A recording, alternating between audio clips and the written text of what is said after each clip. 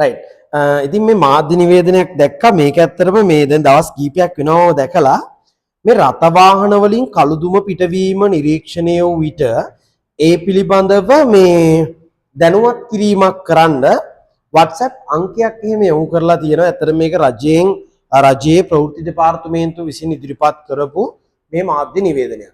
සාමාන්‍යයෙන් මේ කාරණාව ගත්තම මේ ලංකාව ඇතුළේ උදාහරණයක් විදිහට මේ අපේ රට ඇතුළේ කොච්චර ප්‍රමාණයක් දැනට මේ දුම ආග්‍රහණය වීම නිසා තම ලෙඩ රෝග වලට ගොදුරු වෙලා තියෙනවද? ඉතින් මේ කාරණාව අතිශය වැදගත් එකක්. සාමාන්‍යයෙන් මේ දුම අපට අපි ගත්තම අපේ ශරීරයට නැත්නම් මේ දුම ගත්තම අපේ ශරීරයට එන ආකාර කීපයක් තියෙනවා. සමහරු ඉන්නවා බලෙන්ම තමන්ගේ ඇඟට දුම ඇතුළත් කරගන්න ඔය සිගරට් වගේ දේවල් පාවිච්චි කරලා දුම වැටි වගේ දේවල් පාවිච්චි කරලා දුම ඇතුළත් කරගන්න.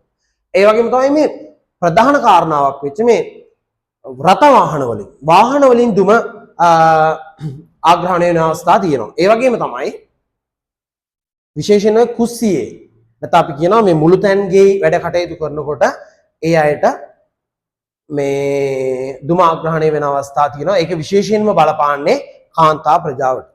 හරිද? රයිට්.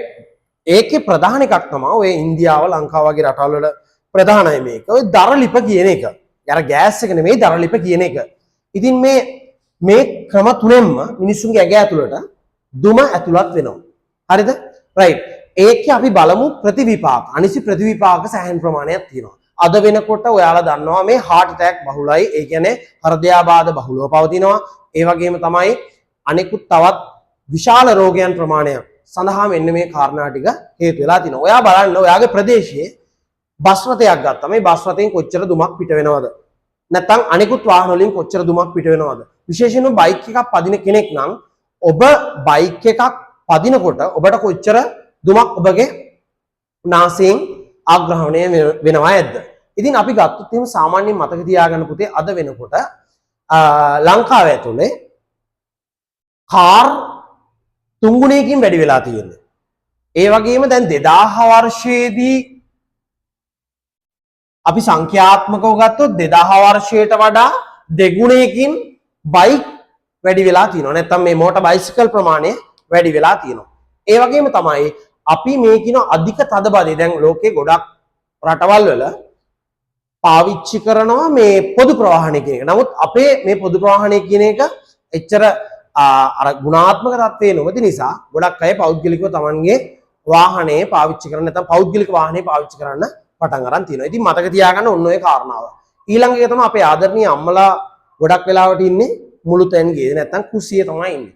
ඉතින් ඔවුන්ටත් මේ දුම කියන එක බලපාලා දිනවා ප්‍රධාන වශයෙන්ම.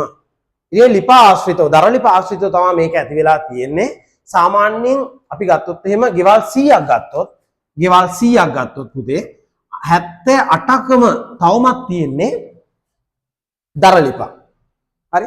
ඉතින් ඔන්න ඔය දරලිප ආශ්‍රිතව මේ දුම තිබීම නැත්නම් මේ දුම ආග්‍රහණය වීම නිසා අද වෙන විට ඔය විශේෂයෙන්ම හෘදයාබාධ ඇති වෙන්න මේක ප්‍රධාන හේතුවක් බවට පත් වෙලා තියෙනවා. ඉතින් ඔය සංඛ්‍යාත්මක දත්තත් එක්ක අපි සංසන්දනය කරලා බලද්දී අද වෙන විට ලංකාව ඇතුලේ බහුතරයක් සාමාන්‍යයෙන් ලෝකයේ ලක්ෂ 80ක් විතර වර්ෂයකට මිය යනවා මේ දුම නිසා. හරි. ඉතින් අන්න ඒ වගේ සංඛ්‍යා දත්ත තියෙනවා. අපි ඔයත් මේ ගැන වැඩි විස්තරයක් දන්නවා නම් ඔයත් මේ ගැන තොරතුරු දන්නවා නම් පහලින් කමෙන්ට් එකක් දාන්න.